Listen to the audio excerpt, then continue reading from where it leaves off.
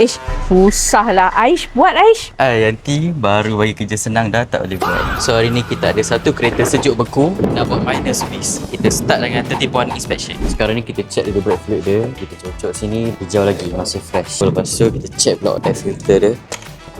Air filter masih lagi suci murni. Tak ada main snow-snow pun. So, Kalau ada untuk bateri kita update pakai dokumen. 660 cca. Pastikan kita masuk nilai yang betul sebelum check bateri.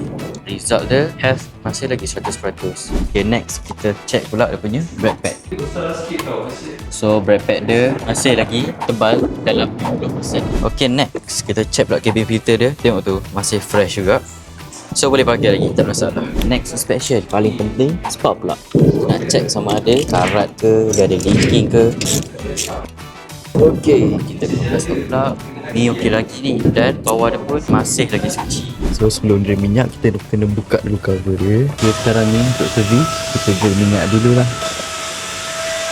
Minyak ni masih nampak bersih lagi sebab kereta ni baru, mileage dia 168 km. Okay, lepas dah drain dia punya minyak hitam, sekarang kita dalam proses membuka oil filter.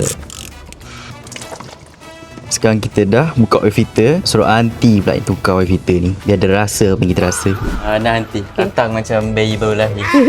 A few moments later. Ish, susah lah Aish. Buat Aish. Aunty baru bagi kerja senang dah tak boleh buat. Okay, sekarang kita dah settle tukar yang baru. Kita nak masuk balik. Kita masukkan oil filter yang baru ke tempat asal. Tadi kita dah ada minyak. Sekarang kita nak isi pula minyak sebanyak 4.3 liter daripada brand Meja AutoCare 5W30.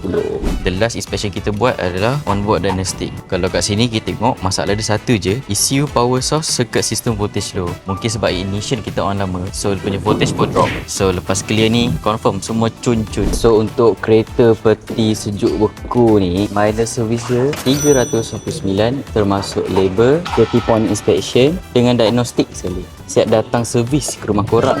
Untuk korang yang ada kereta peti sejuk beku ni kat rumah ataupun kereta company ke, boleh je Roger Meja AutoCare.